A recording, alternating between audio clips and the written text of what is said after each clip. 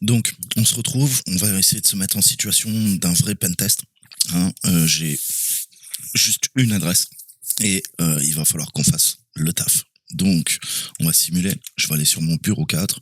C'est comme si je me connectais à mon VPS. Hein, là, ça sera le VPN de THM, vous l'avez compris.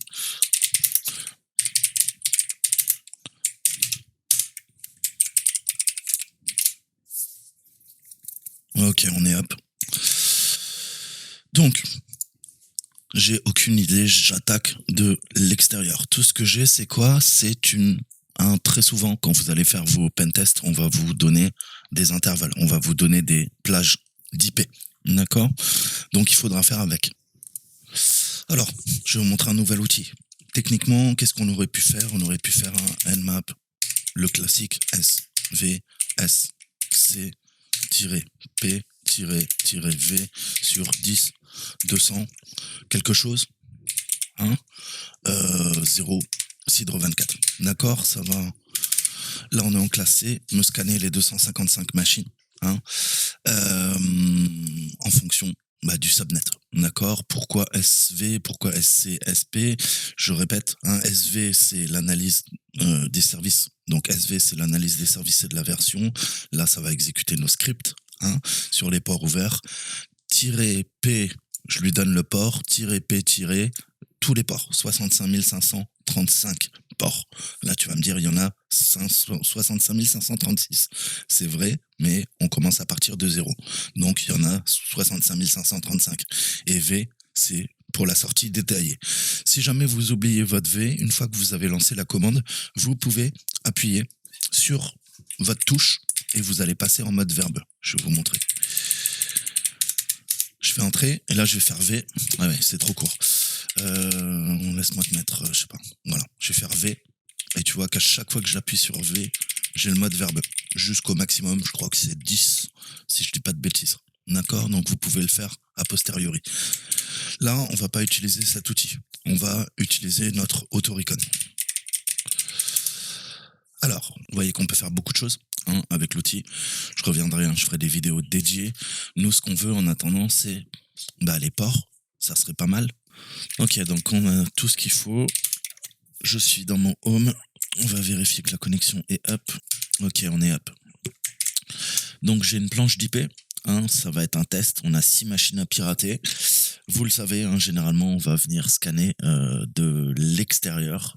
Et on pourrait faire, donc utiliser Nmap, mais je vais vous montrer AutoRecon, comme je vous disais. AutoRecon, ça devrait passer en bleu. Exactement. Ma machine, elle est en quelque chose. Je vais vérifier. On nous donne un subnet. Et c'est quoi? C'est le 10 200 110 30. D'accord, ça c'est le contrôleur de domaine. Moi, ce que je vais lui dire, c'est donc de scanner tous les ports. Et on va passer en mode très verbeux. Voilà, ça a l'air pas mal. Donc, ça va lancer la reco. Vous l'avez compris. Donc, il est en train de nous scanner toutes les machines. Vous avez compris. Ça va nous faire un beau petit rapport. Comme ça, on n'a pas besoin de se prendre la tête. On va énumérer tous les services. Première phase de reconnaissance. La reconnaissance initiale. Le titre, tous les geeks avec un Commodore 64 ne peuvent pas pirater la NASA, ça c'est sûr. Donc avant de devenir trop zélé dans l'attaque des serveurs web et le piratage de la Terre entière, on doit d'abord identifier la portée, ce qu'on appelle le scope, et effectuer une reconnaissance initiale pour identifier les actifs. Les actifs, t'as compris, c'est les machines sur le réseau. Donc on a notre agent de confiance qui nous a informé de la portée de la mission. D'accord, on nous a dit, écoute Coco, tu scannes sur 10, 200, quelque chose, et 192, 168, 100, 0, 24. D'accord. Donc, pour commencer l'évaluation, on analyse les plages fournies et on va essayer d'identifier tout infra qu'on pourrait retrouver. D'accord. Donc, on peut utiliser Nmap, c'est ce qui est utilisé, il est fiable et sûr. On a les scripts NSE, mais là, vous avez vu qu'on a utilisé semi-AutoRecon ou AutoRecon, tout simplement, pour faire un peu le même boulot. L'avantage qu'on a, c'est qu'après, ça va créer des logs et ces logs, après, on va pouvoir les consulter. D'accord? Donc, ça va prendre un certain temps. Vous voyez qu'il est en train de tout scanner et après, on aura une vision objective de notre surface d'attaque. Donc, on va le laisser faire et je vous reprends tout de suite après. Donc, on voit qu'il nous a fallu 1h15 minutes pour scanner l'ensemble des machines, enfin du subnet. Clairement, il n'y a pas tout, mais vous voyez que l'outil est extrêmement puissant. hein. Vous le laissez tourner, ça va vous servir. Et surtout, vous voyez qu'il nous a quoi? Il nous a enregistré tout ça. D'accord? On a du XML. On va pouvoir aller dans mon HomeGear et on a les scans. Donc ça c'est l'avantage, hein, c'est vraiment la puissance du truc. On va pouvoir lancer Atom. Ok, donc là je vais ajouter, vous l'avez compris, un folder. Et là techniquement maintenant vous pouvez vous servir bah, des machines qui sont là. Alors bien sûr on n'aura pas tout, hein. Il y en a qui sont vides, vous l'avez compris. Pourquoi? Parce que bah, finalement il y en a que quelques-unes, d'accord? Mais lui vous met tout. Donc qu'est-ce qu'on va faire? Je te donne un exemple. On sait que celle-là ça a pingé, voilà. Et là bah, vous l'avez compris, hein, les exploits si jamais il y en a, du loot, du report et des scans. Donc petit à petit, on va pouvoir lui demander via des scripts, vous l'avez compris, hein, de récupérer les choses. Donc là, j'ai les commandes, hein, qui ont été rentrées. On va essayer de dégager le guide qui me sert strictement à rien. Voilà. Télémétrie constante, no, dégage. Voilà. Donc là, j'ai mon commande log. Donc si jamais je dois récupérer mes commandes, les repasser, tu vois, qui te sauvegarde les commandes Nmap, hein. Si jamais tu as besoin de faire des captures d'écran pour bah, ton audit, hein, pour l'OSCP, tu auras tout qui est sauvegardé au format texte. D'accord? Ça va être extrêmement utile pour expliquer ce que tu as fait. Et après, ça peut carrément te monter un rapport, hein, avec ce qui a été fait. Donc là, on voit que c'est un petit peu plus mis en forme avec les différents scans, les liens, les différentes commandes, encore une fois. Et tu peux même lui demander après, à terme, tout simplement de prendre des screenshots, d'accord? Pour avoir les preuves, hein, que tu as bien accédé à la machine, tu as pu scanner et tout ça. Donc tout ça, ça va venir s'enrichir. Là, j'ai fait le mode entre guillemets simple, hein, mais vous voyez que c'est tout l'avantage. En opération réelle, vous allez scanner des milliers de machines, d'accord? Donc il faudra garder un historique. Quand vous faites des CTF, ouais, il n'y a qu'une machine, il y a deux machines, il y a trois machines, il y a cinq machines, d'accord? Mais quand vous allez auditer une entreprise, c'est des milliers de machines qu'il va falloir scanner. Donc si vous n'avez pas un minimum de rigueur et des outils, hein, qui vont vous faciliter le travail, vous avez bien compris que ça va vite devenir un enfer. Ok, donc ça c'est avec Atom. Alors, ce qu'il faut comprendre, c'est que vous avez bien compris, hein, encore une fois, je réitère que ça soit bien clair. Il a fait quoi? Un scan sur l'ensemble du subnet, d'accord? Ça veut pas dire que toutes les machines répondent, hein. Je rappellerai en classe C, si on est en CIDRE 24/24, c'est 255 machines, d'accord? Compte ta gateway, compte ta machine de broadcast, tu en retires 2, ça veut dire 256 moins 2. Hein, si je suis pas trop mauvais, je crois que ça fait 254 machines. Sur ces 254 machines, on fait notre CTF. Je crois qu'il y en a 5 ou 6, hein, qui sont up. Alors, vous avez bien compris qu'en fait, il faudrait faire le tri. D'accord? Toutes les machines dont il a pu faire le scan, en effet, sont up. Hein, elles sont up and running, comme on dit en anglais, c'est-à-dire qu'elles sont fonctionnelles, elles tournent. Hein. Par contre, les autres, c'est clair que, voilà, hein, sur l'ensemble du subnet, et on le voit, hein, qu'est-ce que je fais? Je descends, il va s'arrêter à 254. D'accord? Pourquoi? Parce que la 255, c'est le broadcast. Donc, bah, la machine de broadcast permet de communiquer à l'ensemble des autres machines. On s'en fout, d'accord? Mais là, tu vois que je vais trier, je vais effacer toutes les arborescences vides. On va prendre uniquement les machines qui nous concernent et je vais maintenant les intégrer dans Maltego pour avoir une vision plus objective de la chose. Alors, du coup, on va jouer, hein, encore une fois, j'accélère les choses. Le but, c'est pas que je passe 18 heures à te montrer comment, hein, on travaille. Le but, c'est que on aille à l'essentiel et qu'on fasse les choses vite. Je sais que j'ai 3 machines. Hein. On a le domaine contrôleur, elle se termine en 110-30. On a une machine Linux en 33, en 110-33, et on a un container Docker à partir du 100-100. D'accord? Donc là, ce que vous avez compris, hein, ce que je ne m'autorise bien sûr pas à faire, là, j'ai en train de scanner en fait tous les gens qui sont en train de faire le CTF. D'accord? Donc, je vais pas vous mentir, hein, j'ai vos machines. Si jamais vous êtes en train de faire le CTF, j'ai accès à vos machines, j'ai fait de la reconnaissance. D'accord? Donc attention, hein, vous allez débuter en cybersécurité, pensez que il y a des gens mal intentionnés. Moi, c'est pas le cas, mais qui peuvent attaquer votre machine. D'accord? Là, je vois tous les étudiants qui sont connectés aux machines Try Avec Me. Alors, je vais me focaliser sur les machines qui nous intéressent. Soyons clairs. D'ailleurs, si j'arrive à le retrouver, voilà. D'accord? Après, en fonction de la hiérarchie, ça reste un nuage de points. D'accord? Donc, là, je vais pas le faire. C'est un CTF. Mais nous, en Red Team, on va essayer de corréler toutes les informations. Hein, des serveurs, des machines, des individus. Hein, on va tout ce que je vous ai expliqué, ce sont des strates. Ces strates, on va les agglomérer. On va faire du big data. Et je vais cliquer sur la boîte et je vais avoir les salariés, leurs fiches. Je vais récupérer toutes les photos sur leurs réseaux sociaux, ce qu'ils disent. D'accord? Tout ça, c'est un travail d'enquête. Encore une fois, hein. Il y a des serveurs, je vais avoir les adresses IP, je vais avoir toute la partie BGP, IPv4, IPv6, DNS. Tout ça, c'est un grand travail, hein. Les name systems, name servers. Bref, ça va nous permettre de mapper le réseau. Vous l'avez compris. D'accord?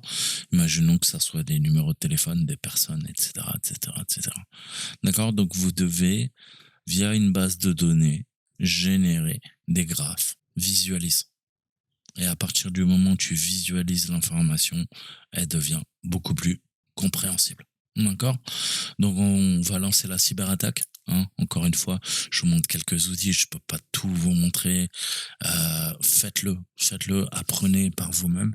Shodan, bien sûr. Donc ça, c'est une des possibilités. Je vous laisserai jouer avec AutoRecon, SemiRecon, hein, pour travailler en lot, hein, puisqu'on va travailler, généralement on nous donne une portée, hein, ce qu'on appelle le scope, le périmètre. Là, on va dire que j'ai un range, hein, de 10, 200 en 00, hein, en CIDRE 24, ça va être notre subnet qu'on va venir scanner. Je vais vous remontrer les commandes avec Nmap, d'accord? Là, on a vu comment on pouvait scanner et après utiliser un éditeur de texte, hein, pour retrouver l'arborescence. Je vous ai dit là, c'est que la phase de recours. Après, vous allez pouvoir récupérer du loot. Il fait vraiment beaucoup de choses. Donc, formez-vous à semi-recon et à auto-recon. Hein. Nous, on va repasser sur Nmap. Voilà. Donc, vous voyez que là, j'ai pas mis le V. Si vous l'oubliez, vous pouvez, pendant que ça scanne, appuyer sur la touche V et vous voyez que vous pouvez augmenter la verbosité. Hein, je connais pas le maximum, mais bon, mettez-le, je sais pas, 8, 10. Je sais même pas si ça fait une grosse différence. D'accord? Donc là, entrée pour savoir un peu où on en est. Hein, là, on est à 10% du scan et vous voyez bien qu'il y a 256 machines, d'accord? Mais il y en a deux qu'on retire toujours, donc pleinement opérationnel. On en a 254, d'accord? Donc on voit tous les autres, hein, qui sont down. Ça va être notre point d'entrée sur le réseau. IPCalc, si on est en 10, 200, 110, 0, cidre 24, ça nous donne quoi? Yes. Très bon outil IPCalc que je vous conseille. Private Internet, d'accord? Et on retrouve nos 254 routes. On le voit là, et on voit nos plages, notre range, notre intervalle, notre host min, max, et le broadcast en 255, d'accord? Et donc ça, c'est quoi? C'est ma machine en 33, d'accord. On a du LDAP, HoloLive, on a du MySQL, donc on trouve trois ports. On a le 22, le 80 et le 33. 60. On a trois ports ouverts, on a du WordPress et si je dois regarder la version du CME, hein, enfin du CMS, donc on voit qu'on est en version 5.3. On a un WP admin, donc il va falloir qu'on trouve une faille, hein, pour attaquer le WordPress. On pourrait utiliser quelques outils qui me viennent à la tête. On va voir. Qu'est-ce qu'on a d'autre d'intéressant? Elle s'appelle HoloLive. Donc je vois que sur les 254 machines, j'ai un serveur web public, d'accord? Donc déjà, un serveur web, ce qu'il faut comprendre, c'est qu'on a des hôtes virtuels, ce qu'on appelle des vhosts. Hein. C'est pour maximiser en fait, hein, le prix des serveurs. T'imagines bien que je vais pas mettre un serveur pour un site web, d'accord? Donc je vais pouvoir faire tourner plein de sites web, chacun sur un port. C'est ce qu'on appelle des hôtes virtuels, des vhosts, d'accord? Ça me permet d'avoir plusieurs site web sur un serveur, d'accord? Et puis, il nécessite quoi? bah, juste un en-tête supplémentaire pour indiquer au serveur à quel vhost le trafic est destiné. D'accord? Donc, c'est extrêmement utile. On a une adresse IP, d'accord, publique que tout le monde peut atteindre, mais après, en fonction de ça, des entrées DNS ou des ports, on va pouvoir héberger plusieurs services, d'accord? Squarespace, WordPress, tout ça, c'est possible. Donc, on a GoBuster qu'on va utiliser et on peut identifier les vhosts qui sont présents. On va faiser les répertoires et les fichiers. Il nous faut quoi? Eh ben, d'habitude, on utilise le dir pour énumérer les arborescences. Là, on va utiliser la commande vhost. C'est intéressant. Qu'est-ce qu'on a vu techniquement? On arrive sur Hololive. Parfait. On a bien le port 80 qui nous sert le protocole HTTP. Donc là, on ne peut plus casser que j'arrive sur le serveur web. Et il me dit, écoute, HTTP robot.txt, que je peux lui mettre. Robot.txt. D'accord? Donc déjà, je retrouve ça. On va pouvoir se le mettre, se l'enregistrer même. Ok. Donc, au pire des cas, on aura ce qu'il faut. Qu'est-ce qui peut nous intéresser? Ça va nous intéresser directement. Ok. Et puis, apparemment, on est dans var www. Donc, là, qu'est-ce qu'on pourrait dire? Ben, on pourrait dire que on va peut-être pouvoir pousser une LFI. Si on sort de 2, on est dans var www.press. Donc, moi, je suis dans WordPress. D'accord? Tout ça, c'est dans WordPress. Si je sors de 1, d'accord, je me retrouve dans www. Si je ressors de 1, je me retrouve dans var. Si je sors encore de 3, je sors de var, j'arrive à la racine du serveur. Donc ça pourrait être intéressant de comprendre. Ça tourne de façon classique. Ils ont installé dans le var www. D'accord. Donc il nous dit qu'on n'a pas la permission. D'accord? Donc c'est là où GoBuster va nous faire gagner un temps fou, puisque j'aimerais bien me connecter et je vais pas tout tester à la main. D'accord? Là, je suis en train de faiser à la main. D'accord? J'essaye de trouver quoi? Un point d'accès, un point de terminaison qui pourrait nous donner quelque chose. Ok. On a un register sur WWP login. Par contre, ça nous afficherait. Ok, donc on voit qu'il y a plein d'assets qui ne chargent pas. On va aller voir. Ok, donc on voit que ça pointe sur www.hololive. Alors ça c'est pareil, il va falloir l'ajouter. C'est-à-dire sudo nano tc oui inst. Ok, live. Ok. Voilà. Donc on voit qu'il nous, au niveau de la bannière, il arrive bien maintenant à résoudre, ce qui fait que les assets, donc toutes les ressources, sont bien chargées à partir du serveur. Ok. Donc ça peut être un moyen de comprendre qu'il y a un souci au niveau de la résolution. On peut laisser des commentaires. Bon, là, c'est le bullshit, le lorem ipsum. Les devs, vous devez connaître ça. C'est du gibberish, c'est du latin. Et ça ne veut strictement rien dire. On s'en sert en dev pour faire des maquettes, vous le savez. Donc là, on a quoi en septembre? Welcome to Hololive, toujours le même truc. D'accord. Ok, donc je reviens, je vérifie bien qu'on a Hololive, on est bon, on sauvegarde et on va passer à l'énumération des sous-domaines. Alors, ce qu'il faut comprendre, ce que je vous disais tout à l'heure, c'est que on part de Toto. Alors, il faut faire attention parce que en fonction de, là, on va utiliser GoBuster, on pourrait utiliser, on en a beaucoup, on a wfuzz, on a quoi? On a Fuff qu'on peut faire, on a Hamas, on a The After. Les deux derniers, c'est ceux que j'utiliserai dans un vrai pentest, d'accord, puisqu'on va pas scanner qu'une machine et on aura besoin de corréler les informations, notamment au niveau des DNS et récupérer du domaine, du subdomaine. Mais lors d'un test d'intrusion, on va se focaliser sur les sous-domaines parce que c'est intéressant pour nous. Je te donne un exemple. https tryacme.com, j'ai un nom de domaine, c'est tryacme.com, c'est ce qu'on appelle le TLD, le top level domain. Hein. Le .com, c'est un top level domain. Le .fr, c'est un top level domain. Et ensuite, on a le root. Il y a un point après qu'on ne met jamais, mais qui est mis par ton navigateur. Je te l'avais expliqué. Donc, ce qu'il faut bien comprendre, c'est qu'en fonction de comment tu vas faiser, c'est un petit peu comme quand on énumère des arborescences et des fichiers, mais là, on veut découvrir tous les vhosts qui pourraient être présents au niveau du serveur web. On a vu qu'on peut jouer sur le DNS, donc sur le nom de domaine. Donc, si c'est le cas, ça sera un sous-domaine, d'accord? Et on peut jouer sur les ports. D'accord? Là, on a vu que visiblement, c'est via le DNS. Il y a des entrées DNS. Donc, si le WordPress est configuré pour quoi? Pour avoir un sous-domaine par machine virtuelle, il faudrait qu'on puisse l'énumérer. Comment on peut faire ça? Je vous pousserai, là, je vais le faire avec GoBuster. Ça va être plus rapide peut-être. Et je vais vous montrer les deux. Comme ça sera fait. Ça, ce n'est pas la même chose que ça. Que quoi? Que ça. Ça, je t'ai déjà dit ce que c'était. C'était un nom de domaine avec un TLD.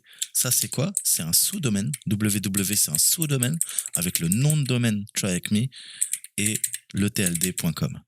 Tu as bien compris que si je lui mets ça, il va pas comprendre. Il va pas comprendre que quoi? Que nous, on cherche à fuzzer ici, en fait. Hein. Techniquement, ce qu'on va faire, c'est on va fuzz là. Alors, fuzzer, c'est quoi? C'est tester les possibilités à partir d'un dictionnaire ou manuellement pour trouver des occurrences. D'accord? Je vais tester Toto, Titi, Tata, Tete, Dev, WW, ce que vous voulez, hein, parmi un dictionnaire. D'accord? On a des dictionnaires, on peut aller, je peux te faire quoi? Dans 4 user share, voilà, il y a la checklist. On va prendre celle-là. Donc, tu vois que ça va énumérer et ça va quoi? Ça va concaténer ces chaînes de caractères et ça va les ajouter. Je te prends un exemple au hasard. Alperen, qu'est-ce que ça va faire? Si tu suis, ça va prendre Alperen et ça va rajouter quoi? Ce qu'on lui dit. tryhacme.com. D'accord? Mais moi, je peux pas lui mettre que le tryhacme.com. Il faut que je lui mette le www et c'est là qu'il va comprendre que s'il y a un sous-domaine et qu'on fait du vhost, c'est forcément un sous-domaine qu'on va venir énumérer et c'est le www qui va être remplacé par un des mots de cette liste, de ce dictionnaire, de cette word list. Donc là, on a, je sais plus, 1 100 000, hein, en espérant que ça aille vite. La première étape, c'est de taper. Alors, si vous avez besoin d'enregistrer, il faudra faire un sudo, sinon vous faites un GoBuster. Qu'est-ce qu'on veut? On veut un vhost, d'accord? Je vais lui mettre l'adresse et c'est là qu'il ne faut pas se tromper. Je vais vous montrer. Qu'est-ce que j'entends par là? Là, tu vois, je lui mets hololive. Donc, qu'est-ce qu'il va faire? En fait, techniquement, il va remplacer blablabla.live. Mais ça va pas marcher. Parce que nous, c'est un sous-domaine. Je te montre un exemple. Holo. Et déjà, je fais un CTRL-C, que tu comprennes bien, il y a un paramètre qu'il faut absolument que tu ajoutes. Sinon, tu vas pas le trouver. C'est celui-ci. Append domain. D'accord? C'est-à-dire concaténation du domaine. Hein? To append, c'est ajouter, agglomérer. Mais oui, il faut que ça soit le cas. Sinon, l'opération là, elle va pas se faire. Qu'est-ce que je veux dire par là? Je vais rajouter mon option. Comment je fais une option? Une option longue, c'est 2 tirets. Sous Linux, append, et je termine toujours par domain, un court. 2 longs, un court. C'est tout le temps comme ça avec vos flags, vos switches, hein, vos options. Là, tu vois que ça devient trou. Et là, il nous trouve un dev holo live, status admin holo live. Donc là, on a de la chance. Pourquoi? Parce que, en théorie, j'aurais dû. Là, pourquoi ça l'a fait? Hein, c'est que tu as bien compris que à partir du moment où j'ai fait l'append domaine, j'ai pas besoin de lui préciser le www. Sinon, j'aurais dû lui mettre hololive si jamais je n'utilise pas cette option. Donc l'append domain, elle est vraiment utile. Comme ça, vous pouvez vous focaliser sur quoi? Sur un nom de domaine. Hein. Moi, mon TLD, c'est le .live. D'accord? Mais c'est normal, c'est une machine sur un réseau privé. Dites-vous que le .live, c'est le .com et mon holo, c'est le tryhacme. Dans l'exemple que je te donnais tout à l'heure. Si tu débutes, d'accord? Je vulgarise au maximum pour que ça soit bien clair. J'aurais pu faire ça, d'accord? Et si je fais ça, il devrait sensiblement nous trouver la même chose. Là, tu vois qu'on est en 300. On a une redirection. C'est intéressant. Il nous dit, ouais, écoute, t'es redirigé, hein, parce que là, tu vois, il y a le www. Donc, qu'est-ce qui se passe concrètement? C'est bien ce que je te dis. À partir du moment où tu cales l'option, tu vois que ça fait une sorte de doublon. À l'inverse, si je mets le www, du coup, j'ai plus besoin de ça, en théorie. Mais tu vois que des fois, bah, pareil. Là, il ne le trouve pas. Tu vois, il ne trouve que des 400. Il ne trouve pas ce qu'on a trouvé au début. Donc, pour pas t'embrouiller, pas avoir de faux négatifs, pas avoir de faux positifs, je te conseille de mettre un append domaine. Tu sais qu'il y a bien sûr le www qui va être remplacé, mais tu pars tout le temps de quoi? De ton nom de domaine. Tu vois? Pourtant, là, il me le met. Il me dit, écoute, tu es sur un sous-domaine Hololive. Certes, mais nous, ce qui nous intéresse, c'est ça. Au pire, si tu le mets, tu vois que il va t'expliquer que tu es redirigé. Comme il nous l'a mis là, et ça passe en bleu. D'accord? Il me dit, hey Coco, le www Hololive, redirection. Le vrai, c'est www Hololive. D'accord? Donc, où je veux en venir? On va énumérer tranquillement, on va récupérer le début, je ne vais pas faire 1 million de requêtes, j'ai autre chose à faire, et vous aussi, il nous trouve dev, il nous trouve www, il nous trouve admin. D'accord? Donc, je vais le laisser un peu tourner, et on va se faire une synthèse sur notre serveur Linux. Et mes numéros de version vous rappellent dans les exports que j'ai fait via Autoricon, d'accord? Donc on fait simple. Ubuntu, serveur web avec un CMS, un gestionnaire de contenu, WordPress, d'accord? Qu'est-ce qu'on a vu? On a vu qu'il y a de l'infolique au niveau du robot.txt qui dit au crawler, au spider de Bing, de Yahoo, de Yandex, de Google, en gros, ne va pas dans ces répertoires. C'est le fameux Disallow. Disallow all ou Disallow plus le chemin. Quelle est l'erreur qu'a faite l'admin? C'est qu'il a fait un full pass. Et ça, il faut surtout pas le faire. Pourquoi? C'est bien, c'est sérieux. Le problème, c'est que un hacker, un pirate, les hackers ne font pas ça. Il va savoir, je t'ai dit, que c'est dans var www. Qu'est-ce qu'aurait dû faire l'administrateur? Juste mettre les noms. Index, readme, activate. Pourquoi? Parce que ça, c'est une information qui devient opérationnelle pour nous. Pourquoi? Parce qu'on va essayer de pousser après, si on peut, la traversée de chemin, du directory traversal. On va essayer de faire du local file inclusion, inclusion de fichiers locaux, pour peut-être pousser, d'accord? Pousser, et je te dis, aller à des endroits auxquels on n'y a pas accès, en théorie. Qu'est-ce que j'avais vu? Je t'avais dit, on peut essayer de sortir de quoi? 2-3 et après aller dans ETC et afficher passvd. Oups. T'as compris que ça va être plus compliqué que ça. Mais ça commence à donner des indications et c'est pas bon, d'accord? Puisque le premier truc que va faire un pentester, un hacker, un pirate, il va chercher dans le code source, il va essayer de trouver des endroits un peu croustillants. C'est comme ça d'ailleurs qu'on savait qu'on pointait vers www Hololive. Là, je décompose tout depuis 20 minutes pour vous montrer l'état d'esprit qu'il faut avoir. Et puis on comprend un WP, tu sais que c'est du WordPress. D'accord? Il y a peut-être des notes qui ont été laissées d'ailleurs par le dev. Est-ce qu'il n'y a pas d'autres trucs qu'on pourrait récupérer? Là, on a notre footer, on a du JavaScript, on retrouve et on voit WP Content. Tiens, est-ce que je pourrais pas commencer à quoi? Essayer de rentrer. D'accord? Donc voilà. Le disallow, peut-être un peu mieux, je crois qu'il y a 2 L en anglais. Donc ça peut être un risque, une faille, légère ou moyenne. Tout va dépendre comment elle est exploitée. Pourquoi? Parce que si ça permet de pousser une RCE, tu as compris que c'est une moyenne, même haute. Tout va dépendre. Est-ce que je peux pousser ma RCE ou pas? Est-ce que je peux pousser un web shell? Tout va dépendre. D'accord? Pour l'instant, c'est pas très grave, ça donne des informations, mais c'est pas ça qui va permettre au hacker de quoi? De faire de sa cyberattaque. C'est le début d'une succession peut-être de mauvaises configurations qui permettront à terme au pirate, à l'attaquant, de faire sa cyberattaque sur notre serveur web. D'accord? Donc là, on a vu avec GoBuster. Maintenant, je vais vous montrer un petit peu. On va utiliser notre autre AMI. Donc, qu'est-ce qu'on a vu? On a vu port 80, port 22 et on a la 3309. D'accord? On a du HTTP, SSH et du MySQL, si je dis pas de bêtises, de mémoire sur la machine. D'accord? Donc, il va falloir qu'on identifie les failles. D'accord? Sur WordPress. Ça, je t'ai dit qu'on pouvait utiliser WPS Scan ou d'autres. Je vais pas te montrer à masse et tout ça parce qu'il faut configurer. Ça, c'est pareil, il faut que vous le fassiez de votre côté. Il y a 80 clés d'API qu'il faut aller chercher sur Internet. Il faut avoir des abonnements payants. Donc voilà, j'ai pas envie de vous montrer mes clés API. Voilà, je vous laisserai aller creuser.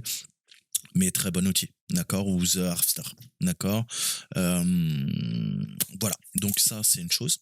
Je vais regarder et je vais voir si j'ai WP, donc WordPress Scan. Ok. Donc qu'est-ce qu'on peut lui dire? Ben on va le mettre à jour déjà. Il va mettre à jour la base de données. C'est ça, c'est important. Et maintenant, on va voir. On essayer de détecter les failles. On va lui faire un URL. On ne peut plus classique. Et maintenant, on le sait. Qu'est-ce qu'on va faire? C'est du HTTP sur, on l'a vu, www.holo.live. Donc là, il ne pourra pas faire un brute force. Il va être bloqué, puisqu'on a vu qu'on n'a pas le droit d'attaquer WP admin, mais il est en train de nous générer la surface d'attaque et il y a peut-être justement des attaques au niveau des plugins. Le truc, c'est que je me fais pas trop d'illusions. Qu'est-ce qu'il y a? C'est une page en statique. D'accord? La page, elle a rien de dynamique. D'accord? Il n'y a pas de plugin, on n'aura pas du WP query, on a rien. D'accord? C'est juste une simple page. On ne peut plus statique, pas dynamique. Donc, ça veut dire qu'il y a le strict minimum sur le serveur. Ça veut dire que toutes les failles que va nous trouver notre ami, il y a de fortes chances qu'on puisse les exploiter. D'accord? Il essaye quand même d'énumérer au niveau des backups. Ça serait bien. S'il arrive à nous trouver des sauvegardes, on pourrait peut-être extraire des clés API, des mots de passe codés en dur qui ont été sauvegardés par l'administrateur. On va voir s'il arrive à exfil quelque chose. On voit les thèmes qui sont utilisés. Je pourrais peut-être éventuellement attaquer via un thème, le fameux WP Content, mais je pense pas y avoir droit. Ah, si, intéressant. On y accède quand même. J'ai la partie CSS. D'accord. Donc ça, c'est le style. Alors, si je fais de la remontée de chemin, justement, du passe traversal, j'essaye, je tente. Je peux dans thème, je peux me balader. Non, vous voyez qu'on n'a pas, c'est pas non plus la fête du slip. Content, non. D'accord. Donc, pour l'instant, c'est plutôt bien configuré, même si j'accède à des ressources. Ces ressources, c'est pas ça qui va me permettre de pousser pour l'instant une RCE. Donc, il faut qu'on continue à analyser notre clé. Tu vois, là, il nous dit qu'on n'a pas d'API. Alors, je vais aller me faire une API vite qu'avec les clés API, bien sûr, on a plus de services. Donc ça va prendre un petit peu plus de temps. On va laisser tourner en arrière-fond. Donc c'est pareil, il y a moyen peut-être de pousser des XSS, des CRSF, des SQLi, mais je vous ai dit, il n'y a pas les plugins, donc j'ai de sérieux doutes, mais on voit qu'ils nous donnent beaucoup plus de vulnérabilités qui ont été identifiées. Cependant, encore une fois, comme les modules ne sont pas installés, on ne pourra pas les exploiter. D'accord? Lui se base sur la version du WordPress. D'accord? Mais si tu as les plugins qui sont pas installés, tu ne peux pas exploiter ces failles. D'accord? Donc à creuser, encore une fois, mais ça c'est encore une fois des informations que vous allez mettre pour votre client. D'accord? Vous allez tout mettre. Vous vous focalisez pas sur le RCE. On fait tout. Ça, on va le mettre dans notre rapport. Même si le client, lui, peut après trouver que c'est pas pertinent, nous, on nous demande un rapport complet de la surface d'attaque. D'accord? Et il va falloir aller vite, il va falloir être organisé. Je rappelle 24 heures pour l'OSCP. Quand vous ferez des engagements, c'est pareil. Vous allez parfois avoir 4 heures, 8 heures, 12 heures, 20 heures, 24 heures pour faire votre rapport et vous n'allez pas rester là à attendre 39 minutes que WP Scan trouve une faille. Donc, il faut être multitâche. Il faut bien comprendre. Et je me demande même si je peux pas tartiner un petit peu. Parce que là, les threads, il est en 5. Ouais, on va lui en mettre 25. Vous voyez que le temps se rallonge. C'est peut-être que je suis en train de DOS la machine. hein, encore une fois. Le but, c'est que l'ETA, hein, Estimate Time Arrival, hein, donc temps estimé avant l'arrivée, l'ETA qu'on utilise dans l'armée, qu'on utilise quand vous prenez l'avion, bah c'est ça, hein, l'ETA, il doit être le plus court de zéro, hein, sinon ça veut dire que tu es en train de rallonger le temps de calcul. Donc là, il est en train d'énumérer tous les trucs, c'est beaucoup trop long, je vais raccourcir. Et je crois que je lui en ai mis trop sur la gueule, je vais lui en mettre 20. Et on va pas mettre un AP, c'est trop violent. Allez, je vais vous montrer un UVP. Comme ça, on n'aura pas besoin d'attendre 50 000 ans. Donc, vous voyez, hein, c'est un très bon outil, mais pareil, un scan, ça peut prendre 1 heure. Hein, donc, il faudra lancer 5-6 outils en même temps. Et puis, il y a les mollo, hein, parce que si tu lances 5 outils avec 50 frais de chacun, tu vas cracher le serveur. Donc, c'est ça. Après, c'est avec la dextérité, l'expérience, vous allez savoir quel outil va pomper beaucoup de ressources, lequel va prendre 3 heures. Donc, j'ai intérêt à le lancer d'abord. Hein, c'est pour ça que je te dis qu'autoscan, typiquement, tu vas aller attaquer la machine et faire ton buffer overflow pour gagner tes 25 points ou tes 20 points. Et après, pendant que tu fais ton buffer overflow sur le tas ou la pile, eh ben, ça va scanner les 5 autres machines. D'accord? Donc, toi, tu t'occupes de la 6e, tu fais ton BOF, et quand tu auras terminé ton BOF, eh ben, tant mieux. Hein, les 45 minutes qui vont, ou peut-être 1 heure et demie, je sais pas combien de temps tu vas passer sur ton exploit, une fois que tu as trouvé et que tu as réussi à faire ton buffer overflow et à poutrer, router la machine, tu passes au reste, d'accord, des machines de l'OSCP. Et tu auras ton scan qui aura déjà été fait. Donc, vous devez apprendre à imbriquer hein, les outils et puis aussi avoir cette vision globale, holistique. Et qu'est-ce que je vais faire, d'accord, pour gagner un maximum de temps. Parce qu'autant à l'OSCP, ça peut te coûter ta certif, autant, bah, c'est pareil, un client, il va pas te laisser 7 jours pour scanner un site WordPress, tu l'as bien compris. Et tu sais que tu n'auras pas qu'une machine. Hein, tu peux avoir des centaines, hein, parfois des milliers de machines à scanner. Donc il va falloir se répartir le travail avec tes collègues. Et puis toi, il faut que tu saches où tu vas aller. Ça, c'est vraiment important. Pas aller en dilettant. D'accord? Parce que Toto le hacker, chez lui, qui lance une attaque sur un serveur, il a tout le temps. Hein, il peut passer un mois. Il peut même s'arrêter, lancer des parties de Fortnite. D'accord? Nous, on n'a pas le temps. On n'a pas le temps. C'est pas comme ça qu'on fonctionne. D'accord? Donc, il faudra récupérer vos outils, vous faire un toolset, vraiment une boîte à outils. Il faudra récupérer vos clés API, maîtriser les outils, savoir comment ils fonctionnent, quelles sont les options, hein, les switches, les flags, les arguments. Donc, c'est ça, hein, le plus dur quand on débute, c'est qu'il y a tellement de choses à apprendre. D'accord? Mais je développerai hein, des vidéos sur les outils pour que vous ayez les bases pour ensuite creuser par vous-même. Ok, donc là, il a identifié un utilisateur, il nous dit qu'il y a un admin. Ça, c'est plutôt cool, mais il n'arrive pas, je pense, à le brute force, puisqu'on doit avoir tout simplement le WP admin, on a vu, qui n'est pas joignable de l'extérieur. Bon, ok, donc il y a peut-être des failles à creuser. Hein, je vous ai montré WPS scan. Nous, on va aller plus loin. Hein, on va essayer de s'intéresser à la suite. Donc pareil, si tu as des doutes, tu as également WFuzz.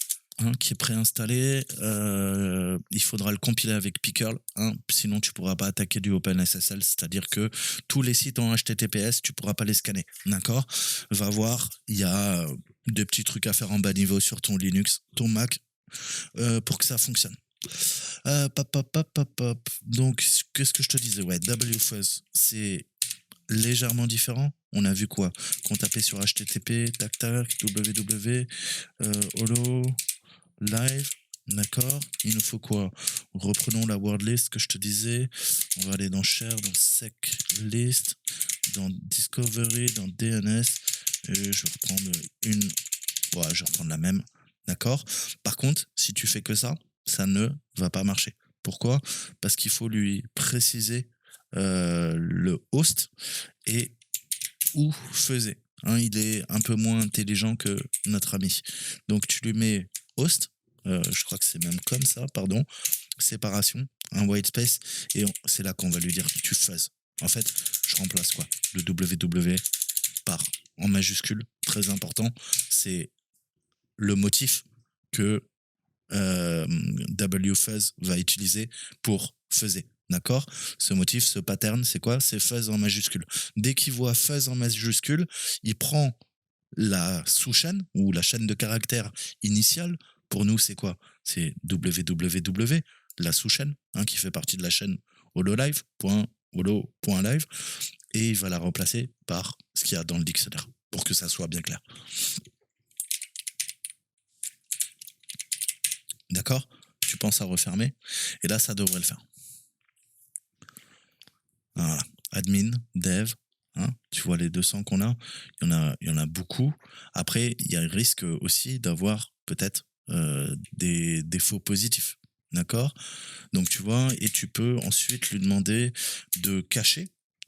Alors, ça, c'est hide code, hein. Tu vas cacher, par exemple, tous les 200. Hein, mais là, il va rien nous montrer puisque c'est les 200 qui nous intéressent, mais pas que. Mais là, tu vois que les 200 qui nous affichaient, je viens de les cacher. Ou, à l'inverse, hide code, je peux lui dire show code, SC. D'accord? Là, tu me montres que les 200.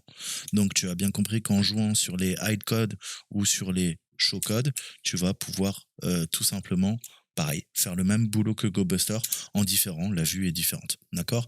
Donc, on compte tout le temps en code de réponse HTTP, 200 OK, en ligne, en Word et en caractère, mot, ligne, et le payload. Et des payloads, t'en as un paquet, vraiment. C'est pour ça que cet outil, il est assez technique, si tu veux, à maîtriser, parce que tu peux aussi générer, tu vois, des payloads. Et ça, c'est important. C'est là que ça devient intéressant. Je vais te montrer. Si je clean, tu peux lui dire fuzz et payload. Là, il va te montrer tous les payloads. D'accord? Et tu vois que tu en as beaucoup. Hein. Tu peux même le conjuguer avec burp. Celui qu'on utilise souvent, c'est une liste, par exemple. Hein. Mais voilà. Tous les payloads que tu as.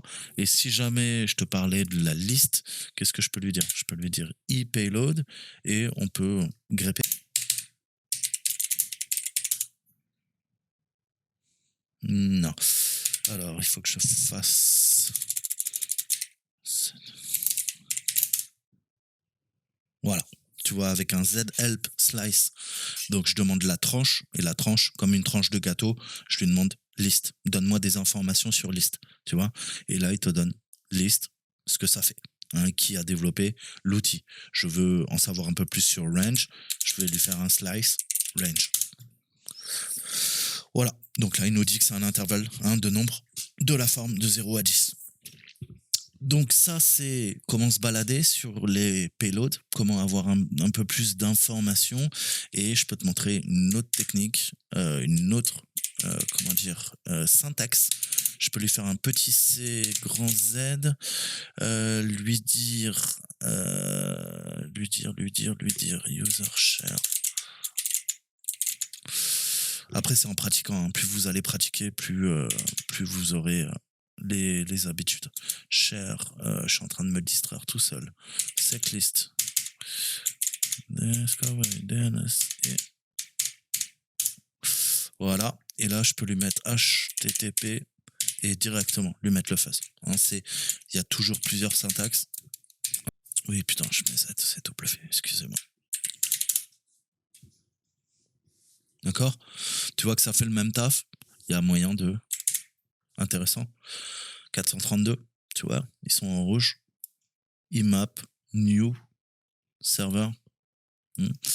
Donc, toujours plusieurs façons de faire. Alors, le trouve admin, testons, hein, puisque à la base, on fait tout ça pour ça. Ça veut dire quoi? Ça veut dire que là, tu vois, pareil, on se retrouve avec quoi? Mais avec les emmerdes qu'on a vues tout à l'heure. Hein. Pourquoi on a fait ça depuis tout à l'heure? Parce qu'on recherche les vhosts, hein, qui nous intéressent. Bon, je vais m'arrêter là parce que là, il est en train de... J'avais oublié que je faisais un scan aussi. Donc, si on résume, je vais rajouter dev et admin. D'accord? On va faire très très simple. Donc, sudo nano.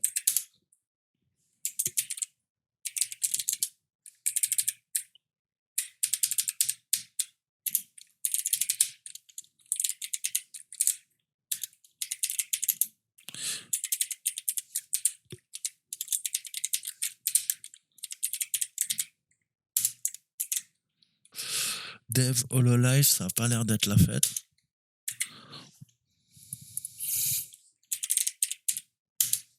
Ah, qu'est-ce qu'on arrive? On arrive sur notre mire de connexion. Ça devient intéressant. D'accord? Donc tu vois comment maintenant on arrive à quoi? Bah, à détourner grâce au principe de sous-domaine. Je peux pas atteindre le domaine, ok, la mire de connexion sur le domaine principal, sur Holo, mais je peux peut-être passer par un autre sous-domaine qui, quoi, bah, aura pas les mêmes systèmes de configuration, les mêmes configurations, et qui aura peut-être bah, des failles que je vais venir pouvoir exploiter. Là, si j'ai quoi? J'ai la mire de connexion, ça veut dire qu'on peut commencer à brute force. Admin, classique, hein, vous connaissez. Alors, au niveau de notre reco, hein, qu'est-ce qu'on pourrait dire? On pourrait dire qu'on a www.holo.live, hein, donc c'est www qui charge les images sur la première page. Qu'on a deux autres domaines présents sur le serveur web. On a tout d'abord admin et ensuite dev.holo.live. Donc là, on a fait du fuzzing sur les subdomaines, hein, de l'énumération de sous-domaines. Mais on peut faire plus classiquement avec Dirbuster, GoBuster, Derb, Fuff, WFuzz, on peut faire du directory et file enumeration. Donc autant je peux énumérer, et c'est important pour moi d'avoir une idée sur l'infrastructure des hôtes virtuels sur le serveur web, mais maintenant il faut connaître les assets, les actifs. Donc on va brute force les répertoires et les fichiers. D'accord? On continue cette phase de reconnaissance. Je suis en train de mapper le réseau et comprendre les technos qui sont présentes dessus. Tiens, premier truc qu'on aurait dû faire même, c'est aller sur le site, lancer Wapalizer et voir ce qu'il y a dessus. Bon, là, il nous trouve rien. Voilà. Wapalizer, il nous trouve notre CMS WordPress. Hein. Premier truc qu'on aurait dû faire, on voit qu'on a quoi? On a du PHP, on a du C. On a il y a bien un thème, si le Generate Price. Donc là, c'est intéressant, on pourrait voir s'il n'est pas faillible, le Generate Price, pour pouvoir l'exploiter. D'accord? On a du Apache ou du Nginx, ça c'est plus du Apache, je pense, du MySQL, hein, on l'a vu sur notre port qui tourne, du AdSense, du RSS. Ok, et un reverse proxy en Nginx. Je décompose tout, il faut bien comprendre que HTTP, HTTPS, DNS inclus, c'est un ensemble de protocoles qui est étendu, complexe, qui va constituer les entités qu'on connaît sous le nom de web, de World Wide Web, d'accord, de serveurs web. Tous les jours, vous les utilisez. Mais en raison de leur complexité, on a de nombreuses vulnérabilités qui sont introduites, à la fois côté client, on appelle ça du client-side, et côté serveur, côté back-end. Donc la découverte des ressources, c'est la plus critique. Quand on doit analyser la surface d'attaque d'un serveur web, il y a toujours une chance qu'une page web contienne peut-être une vulnérabilité, d'accord? Mais on doit s'assurer que ça soit le cas ou pas. Et puis en plus, le web, c'est grand. Grande surface d'attaque. Par où on commence? Idéalement, vous l'avez compris, on va chercher toutes les ressources qui appartiennent à notre cible, notre serveur web. Mais je suis pas sur la machine. Je peux pas, sous Windows, faire un dir ou sous Linux, faire un ls à la racine du serveur. Pourquoi? Pour lui demander d'afficher ce qu'il y a sur le serveur web. On a rarement ce luxe. On a quelques protocoles. On a WebDAV qui nous permet de répertorier, par exemple, le contenu. Mais la méthode la plus populaire, c'est ce qu'on a fait juste avant avec nos sous-domaines, et on va réitérer, on va continuer à faire du fuzzing, à fuzzer, c'est d'envoyer des connexions au serveur web distant. Et on vérifie le code d'état HTTP. La famille des 200, 300, 400, 500. Mais ça, je vous redirige vers mes cours. Il y a la playlist Internet pour les nuls. Donc, si c'est du 200, ok, le fichier il existe, le fichier est valide. Si c'est un 404, le fichier il est introuvable, le fichier n'existe pas. À partir de là, on va pouvoir corréler les informations, et cette technique, ça s'appelle soit du brute force de répertoire, de directory, soit le petit nom, c'est ce qu'on appelle du fuzzing. Le fuzzing, tu peux le faire si tu connais bien l'architecture à la main dans ton navigateur, ou tu peux automatiser, c'est ce qu'on fait avec des outils. Donc je vous disais, on a vraiment de nombreux outils. Je vous disais After, Amaz, GoBuster, WFuzz, Derb, DearSearch, DearBuster. Vous en avez beaucoup qui sont installés.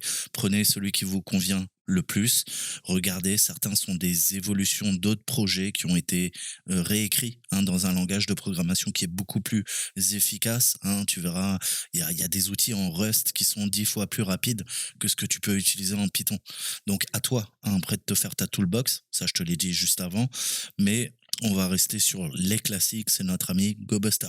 D'accord? C'est un scanner, comme tu l'as vu, qui va rechercher des objets web existants ou cachés. On peut lui demander des sous-domaines, les vhosts, mais on peut également, là, lui demander une attaque par dictionnaire contre un serveur web. On va attendre et analyser la réponse et ça va nous permettre de savoir ce qu'il y a. Revenons un peu, je vais cleaner. On va sortir de là, j'en ai plus besoin de celui-là. Ok. Donc techniquement, comment ça se passe? Tu l'as vu, GoBuster, on lui donne, je lui ai mis vhost, mais là je vais lui mettre dir. D'accord? Je veux quoi? Je veux l'URL. On l'a vu que c'est http holo.live. Qu'est-ce qu'il me faut? Le W, ma word list. D'accord? Alors, on va se prendre la big, histoire que ça soit pas trop long. Je sais plus où elle est. C'est ça qui est bien. La big, elle est là. Elle est dans Web Content. Donc, contenu web, découverte de contenu web. Jusque-là, la logique du dictionnaire, tu vois, les arborescences, les sous-arborescences, c'est de la pure logique. Des fois, tu trouveras, t'as quoi? T'as fuzz aussi. T'as du fuzzing là-dedans. D'accord? T'as quoi? Les indicateurs de compréhension, du divers, des mots de passe. Si tu cherches des patterns, matching, hein, correspondance des motifs, des charges utiles, des usernames, et si tu veux pousser un web shell pour pirater le serveur. D'accord? Donc nous, ce qui nous intéresse, c'est du discovery, je disais, et je suis en web content. Ok. Et là, on en a plein. Je vais prendre la big. Ok. Et je rajoute cette fois-ci X, c'est comme extension. Retiens. X comme extension. Extension, je vais lui dire, bah écoute, tu vas aller me chercher, par exemple, je sais pas, tout ce qui est en quoi? Fichier.txt. Je veux tous les fichiers en PHP. Je veux toutes les vidéos en AVI. Je veux toutes les vidéos en MP4. Je veux tous les sons en MP3. Je te donne des exemples à la con, hein. Il y a peu de chances qu'il y ait des MP4. Du MP4 peut-être. AVI, MP3, j'ai des doutes. D'accord? Mais on va pouvoir mettre des extensions et on peut lui mettre un petit cas aussi. C'est ce qu'on appelle l'insecure URL. Donc, dans le monde réel, hein, vous devez être conscient de la quantité de trafic que vous envoyez au serveur web. Vous pouvez le DOS, hein, et puis vous voulez vous assurer que quoi? Vous avez tout le temps de la bande passante pour les clients réels qui vont se connecter au serveur sans retard notable. Sinon, ça va indiquer que vous êtes en train de poutrer le serveur. Je te dis qu'il y a un user agent, tu vois là, il est en train de me dire, écoute, tu es en train déjà de... Il nous trouve des trucs, mais je suis en train d'aller trop vite. Donc, quand tu vois ce message, tu baisses. On va le mettre à 20, d'accord? Parce que, bah, en Red Team, la furtivité, c'est essentiel. Et un nombre élevé de threads, ça veut dire aller plus vite, mais ça veut dire se faire griller, ça veut dire générer du bruit, ça veut dire peut-être DOS la machine, et ça veut peut-être dire qu'il y a des clients qui vont appeler ton client et qui vont dire, ouais, le serveur web, là, je comprends pas. J'ai mis 30 secondes à rafraîchir la page. D'accord? Ça sera le meilleur moyen de te faire péter. Le deuxième outil qu'on verra plus tard, c'est WFuzz, hein. Là, je vais baisser le nombre de threads, on va voir un petit peu ce qui... Donc, 43 forbidden, hein. Redirection, intéressant. D'accord? Donc, ne tartinez pas avec le petit t ou deux traits et threads. Option longue, GoBuster accepte des entiers entre 1 et 89 999. T'as compris qu'à partir de 40, ça commence à être violent, à moins que tu aies un bon serveur à attaquer, d'accord? Par défaut, il utilise 10 threads, d'accord? Vous pouvez augmenter les threads, mais GoBuster, il va devenir instable. Il va provoquer des faux positifs, il va peut-être sauter des lignes dans la liste de mots, parce qu'il va y avoir des problèmes de réponse, hein. Encore une fois, c'est requête-réponse entre un client et un serveur, donc restez calme, hein. 20, 30, 40, grand max, d'accord? Soyez cool. Donc, on a du JavaScript, on a du fixed, on a une image, logo blue, white, hein, donc visiblement des ressources qui sont chargées à partir du répertoire WP-include. C'est, voilà, hein, il nous le dit, hein, écoute, hein, sur le port 80, sur WW Holo, bah, tu n'as pas les droits, dégage. Par contre, intéressant, hein, on retrouve quoi? On sait, on est quasiment sûr grâce au message d'erreur que c'est bien maintenant un Apache en 2.4.29 avec un serveur Ubuntu. Ça, quoi? Confirme toutes les informations qu'on avait avec Autoricon, Nmap et notre ami D'accord? Qu'est-ce qu'il nous a dit? La 2, 4, 29, tu vois? Donc, ça permet de confirmer toujours plusieurs sources pour corroborer mes dires, ce que je vais raconter au client, d'accord? Je veux m'assurer que la version que je lui donne, c'est la bonne version. Sinon, je serai pas très professionnel. Donc tous les 301, 302, c'est de la redirection. Hein, pareil, si vous savez pas, code 300 HTTP, allez sur le site de Mozilla, je vous le dis tout le temps. Mais voyez, Mozilla, vraiment, pour apprendre le web, il n'y a rien de mieux. Et ouais, en effet, les 300, tu peux aller voir. Hein, il y a des RFC à chaque fois. C'est le protocole HTTP, c'est le premier protocole que tu dois démonter pour comprendre comment Internet fonctionne. 301, déplacer de façon permanente. 302, trouver mes redirections temporaires. On peut utiliser ça, un admin, pourquoi? Bah, la ressource existe bien, mais quand tu vas vouloir te connecter à la mire de connexion de l'admin, tu es redirigé automatiquement vers la racine du serveur parce que tu n'as pas à te connecter de l'extérieur à ça. On voit les autres ici. 300, move permanently, see other, not modified, 307. Après les 400, donc vous avez tous les codes d'erreur. Hein, ça c'est pareil, si vous avez ça, vous devez au moins le lire une fois dans votre vie hein, pour comprendre comment ça fonctionne, les cookies, les redirections, tout ça. Parce que quand vous allez faire du web app pentest, hein, c'est vraiment les bases à connaître avec bien sûr toutes les failles au WASP 10. Ok, donc l'autre il a dû finir. Si je dis pas de bêtises, il a bien fini. Il a fini, il a fini, il a fini. Donc, on va voir avec WFuzz. Hein, donc, vous pouvez le télécharger. Je vous mettrai tous les liens de GitHub. Il est préinstallé sur Kali. Pareil, ça va nous permettre, bah, vous l'avez compris, de trouver toutes les ressources qui sont non liées, les serverlets, comment dire, les répertoires, les scripts, etc., etc. On va brute force, deux types de requêtes, du get pour récupérer la ressource, du post parfois. Pourquoi? Pour m'authentifier par exemple à une mire de connexion et du coup je vais pouvoir tester quoi? De l'injection. SQL, XSS, essayer de taper le protocole LDAP, etc., etc. D'accord? Typiquement, brute force sur des formulaires aussi, mire de connexion, je te disais donc des champs, utilisateurs, mot de passe, autre technique de fuzzing, d'accord? Donc il est beaucoup plus complet que GoBuster, la syntaxe est beaucoup plus compliquée et vous pouvez générer des payloads à la volée, hein, c'est ce que je vous disais tout à l'heure, je ne vous l'ai pas montré, je vais le faire, je vais vous montrer vite fait. Donc vous pouvez déjà travailler sur différents formats, les printers, d'accord? Donc impression, c'est-à-dire en fait, vous l'avez compris, nos printers, c'est bah, le format de sortie. Hein, je veux quoi? Du CSV, je veux utiliser des champs, du HTML. D'accord? Je peux lui demander de tout me sortir au format HTML. Ça sera super utile pour présenter ça au client. Hein, du JSON, si tu veux l'intégrer après à autre chose. Tu peux peut-être faire un Magic Tree. C'est sympathique aussi. Tu vas pouvoir justement l'afficher sous une forme... bah tiens, je vais te montrer. Hein, on va lancer un scan et je vais te montrer. Donc il y a des word lists. Il y a des arguments aussi, hein. Tu peux générer, je te disais, des payloads. Tu peux faire du fuzzing, tu peux faire du double fuzzing, c'est-à-dire que tu vas fuzzer à différents endroits avec différents mots. Je te montrerai comment faire ça, je ferai des vidéos dédiées. Tu peux faire du brute force au niveau de nos logins, hein, c'est ce que je te disais. On va passer par burp ou pas. On va essayer d'attaquer une mire de connexion. Hein, je vais te montrer. Qu'est-ce qu'on peut faire? On peut faire du cookie fuzzing. D'accord? On va envoyer un cookie custom qu'on aura crafté, donc créé de toutes pièces, à différents endroits, arborescences qui ont été faisées, et on va essayer de pousser soit une session hijacking, hein, donc pirater la session. On peut faire du cookie poisoning, empoisonner le cookie pour peut-être devenir administrateur, voler les droits d'un autre utilisateur. Si on est administrateur, on fait une privilege escalation.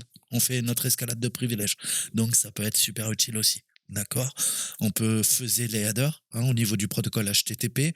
Grosso modo, on va ajouter des requêtes qui vont être envoyées par WFuzz, un peu comme Bursuite. Il va s'intercaler et si j'arrive à modifier les headers HTTP, je peux peut-être changer le comportement même de la page web qui va se charger. Ça nous permet de faire ce qu'on appelle du HTTP Header Injection, des injections au niveau des entêtes HTTP, des injections SQL qu'on appelle SQLI, et je peux faire aussi des Host Header Injection, donc des injections au niveau du header, cette fois-ci de l'hôte. D'accord. Voilà. Et puis, on va utiliser toutes les méthodes, hein, donc les verbes, comme on les appelle. Si vous connaissez un peu le protocole HTTP, je vous en avais déjà parlé, mais le get, le head, le post, le put, le delete, le connect, l'option, le trace, le patch, d'accord, qui nous permet de faire des opérations. Toi, très souvent, tu utilises du get. Tu sais, pour récupérer, à chaque fois que tu charges une page web, ben, en fait, ton navigateur fait un get vers la ressource distante, vers le point de terminaison, vers le serveur pour charger la page HTML ou peut-être un script en PHP. Bref, peu importe. Euh, on peut passer par un proxy, naturellement, ça va être très utile pour nous. On peut faire au niveau de l'authentification, hein, on peut attaquer du NTLM, du digest, ou le couple, je te disais, username, password, hein, au niveau de l'authentification, ça va nous permettre d'attaquer un serveur. Je vais te montrer ça. Voilà. Voilà, grosso modo. Si je vais te montrer les encodeurs aussi. Pareil, on va encoder pour faire de l'offuscation, hein. On peut encoder justement pour contourner le WAF, hein. Le WAF, c'est pas un chien, c'est le Web Application Firewall, hein. Donc voilà, ça nous permet de convertir des choses. Si on commence à faire de l'injection SQLi, on peut jouer sur le hash, on peut faire du double, triple, encoding, hein, au niveau des URL. Ça, c'est des techniques qu'on appelle de bypass, de contournement, pour feinter le pare-feu et qui se disent pas qu'on est en train d'essayer de pirater le serveur qu'il est censé protéger. On va faire très simple. Et puis pareil, même vous pouvez vous créer ce qu'on appelle des receipts, hein, donc littéralement des recettes, et vous allez créer des fichiers texte, et à chaque fois que vous aurez besoin d'utiliser votre recette, vous allez pouvoir la charger. Ça va éviter de taper ces longues lignes de commande dans votre terminal. Vous allez charger la recette et vous allez lui dire la recette, qui est par exemple une attaque SQLi sur une mire de connexion en HTTP, blablabla, et ben tu la testes sur la cible.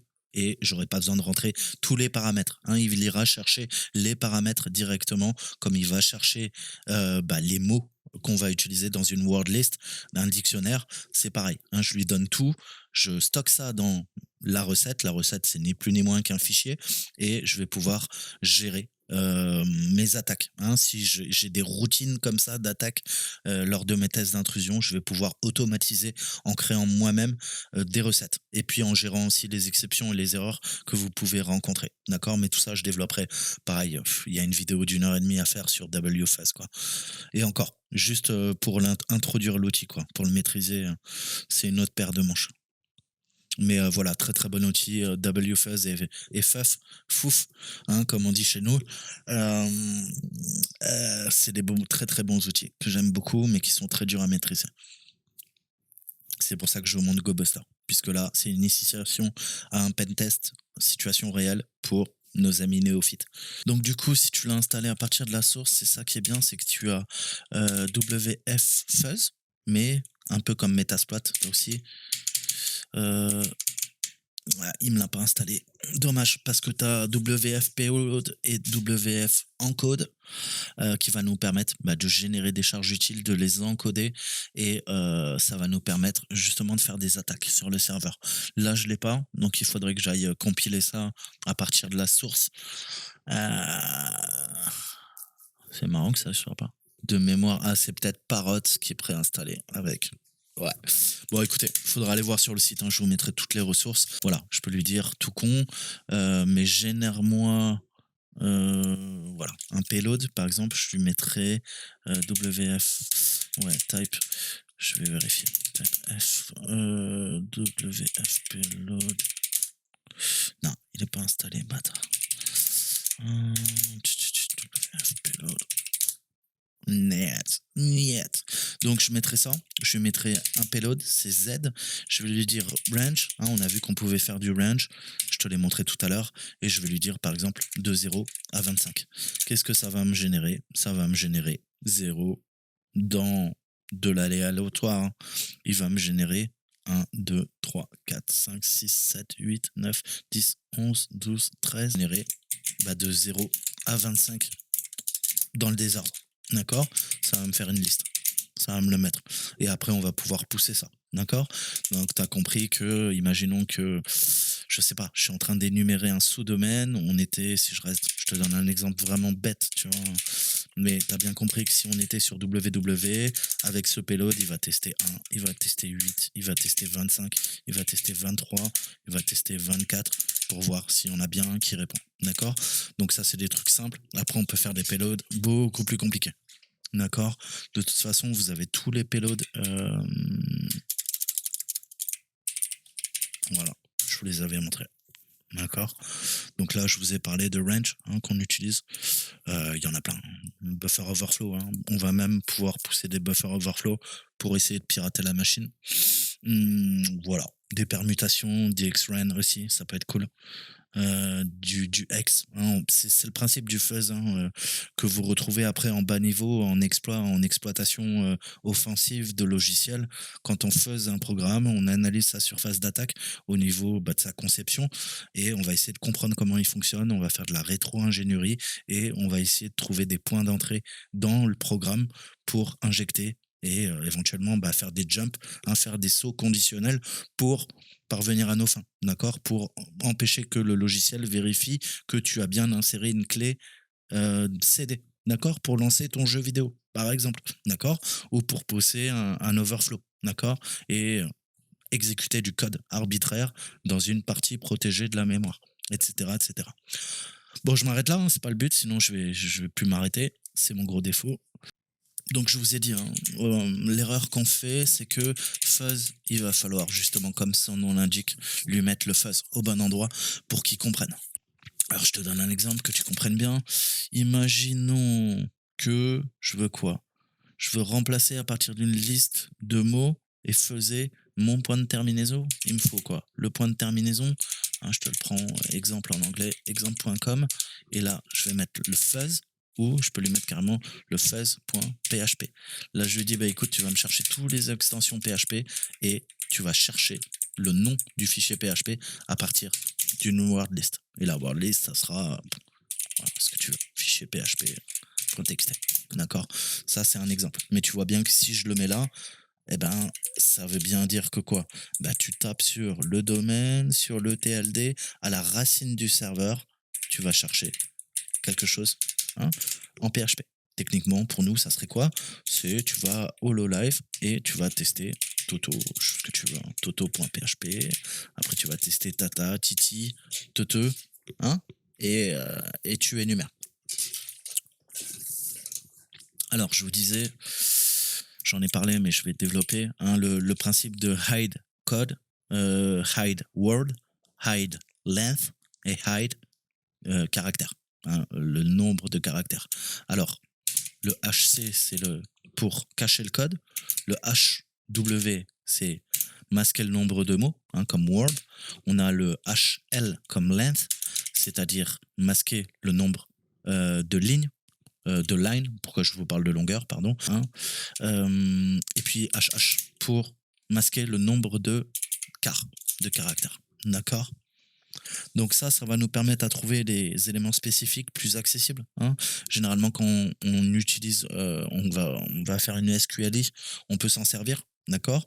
On sait que si on a une erreur interne qui va se produire, si éventuellement quoi, il y a un caractère non valide qui est entré, d'accord? La requête de base de données échoue, ça entraîne un code d'état HTTP 500, 400 c'est toi qui merde, 400 c'est indisponible, 500 c'est erreur interne côté serveur, côté backend. D'accord? 400, c'est toi, côté client. Il se passe quelque chose de bizarre. 404, ton navigateur te dit, côté client, moi, le navigateur, tu m'as demandé de charger un fichier qui n'est pas présent sur le serveur. D'accord? Mais c'est toi qui fais la connerie. D'accord? Si tu tapes tata.php au lieu de toto.php, même si toto.php est présent sur le serveur, data, il va te mettre un 404. Il va dire vérifie que tu as bien tapé en fait, parce que tu as sûrement fait une connerie. D'accord? Et c'est comme ça qu'on va utiliser une liste de mots pour faire nos SQLi. On va filtrer nos codes d'état entre 200 et 404 et on va essayer de comprendre. Donc, Pensez à un robot.txt, c'est les bases, hein, c'est ça qui va vous faire fuiter. Là, ça a fait fuiter carrément l'arborescence, hein. On sait que c'est dans var ww, hein, un peu comme chez moi, j'ai mon serveur Apache. Enfin, moi, il est dans W. Grosso modo, on est à la racine. Il y a quoi? Chez eux, dans var, il y a ww. Et c'est là-dedans qu'ils ont mis HTML, il y a mon Apache. Eux, il y a leur WordPress, pour bien comprendre où se trouve le serveur WordPress. Alors, est-ce qu'on peut, avant d'attaquer ça, est-ce qu'on peut aller sur le développement? Ok, on peut aller sur le dev. Donc, il y a un site web de dev, hein, de développement avec le nom de domaine légèrement différent. Donc, ça a l'air un petit peu plus dynamique déjà. D'accord. Donc, pareil, on peut voir les derniers talents. Welcome to Hololive, les derniers talents. Ok, donc on se fait bananer façon manga. Qu'est-ce qu'on peut faire à partir de là? On peut regarder quand même. Je fais HTML template. Google API, ça charge. Style sheet, CSS. Nos images, elles viennent d'où? On voit image coron.jpg. Donc tu vois là, c'est pareil. Je peux commencer à quoi? À m'amuser à faire à la main. Tu vois que ça tape là-dedans. Il y a image.php. File est égal à quelque chose plus le nom.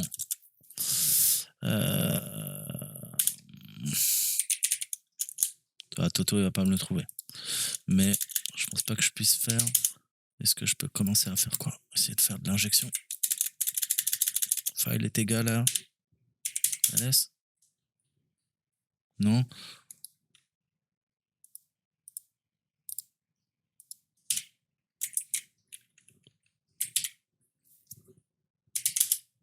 Non, ça charge toujours.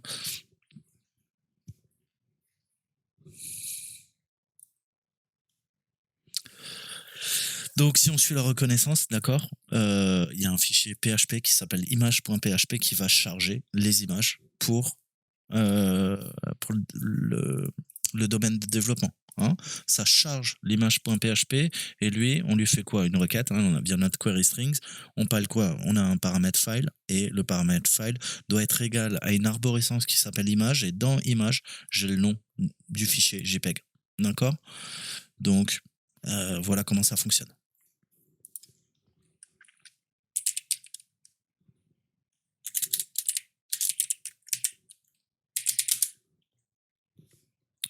D'accord, mais je pense pas avoir accès directement à quoi?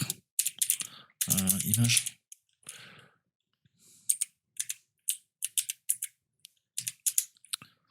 Tu vois, donc là il faudrait scanner. Hein. Donc si on tente le contexte, ça dit quoi? Not found sur celui-là, ok. Ouais, il n'y a que le domaine qui l'a, il n'y a pas les sous-domaines. Ah, si. Yeah boy.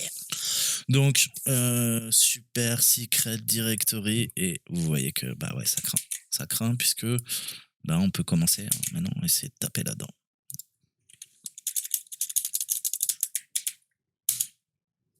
Pas la permission de cette ressource, mais elle existe bien, d'accord. Donc, vous avez compris la suite, je pense. Donc on voit bien qu'on a quand même des trucs un petit peu sensibles. Hein. Robot.txt, il y a même une arborescence. Donc le var W, on le met pas, hein, puisque c'est l'architecture, c'est invisible pour nous de l'extérieur. Mais admin, il y a peut-être des trucs là-dedans. Et tu vois que ça commence à sentir croustillant. D'accord? Alors je te donne un autre exemple à la con. Qu'est-ce que je pourrais te montrer?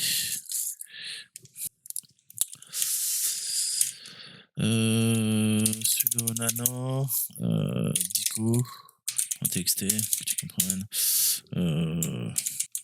D'accord? Je triche. Naturellement, je triche. C'est juste pour que tu comprennes le fonctionnement. Je vais faire un dictionnaire avec juste un mot. D'accord? Super secret dire. Ok, je le sauvegarde. Ok? Si je lui dis ça maintenant. Tu vois?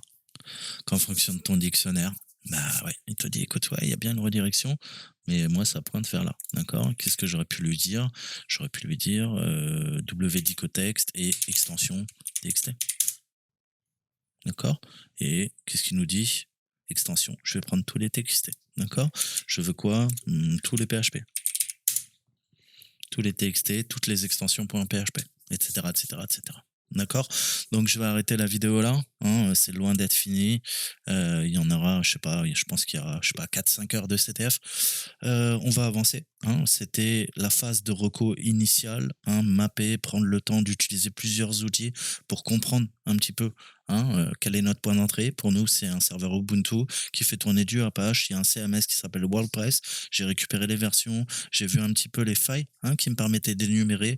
On a appris les techniques de base de fuzzing, hein, GoBuster, DearBuster, notre ami WFuzz. Je vous referai des vidéos. Maintenant, dans la prochaine vidéo, bah, on va essayer de rentrer dans le tas. On a vu qu'on a notre mire de connexion. Je pourrais éventuellement lancer une attaque de brute force.